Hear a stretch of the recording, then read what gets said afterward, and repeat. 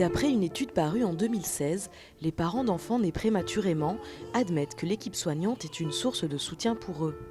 Mais en quoi consiste ce soutien ? Empathie, attention, attitude positive sont nécessaires aux parents pour qu'ils puissent à leur tour avoir l'énergie d'apporter un soutien positif au développement de leur enfant. Pour aider, il faut parfois être d'abord aidé soi-même. Ne pas se sentir jugé dans cette période difficile est un préalable indispensable. L'écoute, justement, est très importante, le fait de ne pas juger, parce que on a des familles qui viennent de toute la région, certains habitent très loin, certains ont une charge familiale importante avec des aînés.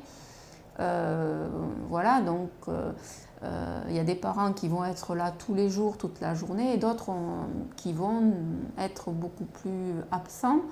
Et des fois, il faut savoir aller comprendre pourquoi le parent n'est pas là. Des fois, c'est des mamans aussi qui ont vécu 3 mois hospitalisées avant leur accouchement. Et donc, des fois, une fois qu'elles ont accouché, elles ont un petit peu envie d'aller se ressourcer à la maison auprès des aînés avant de revenir au quotidien auprès de leur bébé.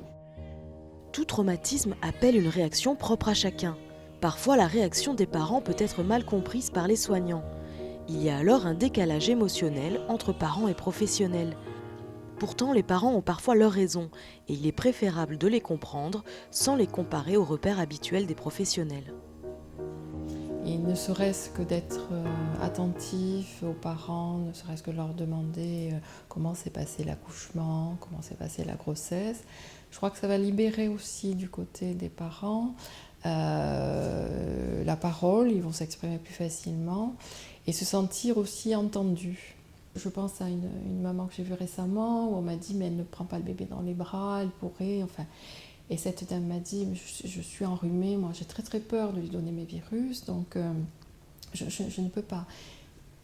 Il y avait aussi le fait que ce bébé n'était pas bien, était particulièrement fragile dans ce moment-là, il avait une infection, enfin, donc elle avait très peur. Et elle s'est sentie remise en question dans ses capacités maternantes. C'est-à-dire que le fait qu'on insiste en permanence pour lui dire « mais vous pouvez, vous devriez, ça lui ferait du bien », voilà, c'est à la limite du harcèlement, c'est pas constructif. Et cette dame m'a dit « mais moi je suis allée dans les toilettes pour pleurer ». Les parents ont leurs compétences propres. Ils passent plus de temps avec leur enfant et le connaissent donc mieux que les soignants. Associer les compétences médicales et parentales peut donc être très utile. La communication est alors fondamentale pour une hospitalisation réussie. Expliquer ne veut pas dire que l'autre comprend et intègre les informations données, surtout dans ces moments riches en émotions. Il faut parfois prendre le temps, répéter, accorder du temps aux parents et comprendre leurs spécificités propres. Nous avions en fait il y a quelque temps mis en place justement une liste, si on peut dire, de facteurs de vulnérabilité du lien. Et en l'occurrence, notamment lorsqu'il s'agit d'une famille, d'une maman isolée, d'une famille dont les enfants aînés, par exemple, sont très éloignés géographiquement de l'hôpital. C'est autant de facteurs qui doivent être pris en compte et discuter en équipe pour que chacun les ait en tête, justement pour éviter de n'avoir qu'une vision très parcellaire finalement de la situation et forcément erronée.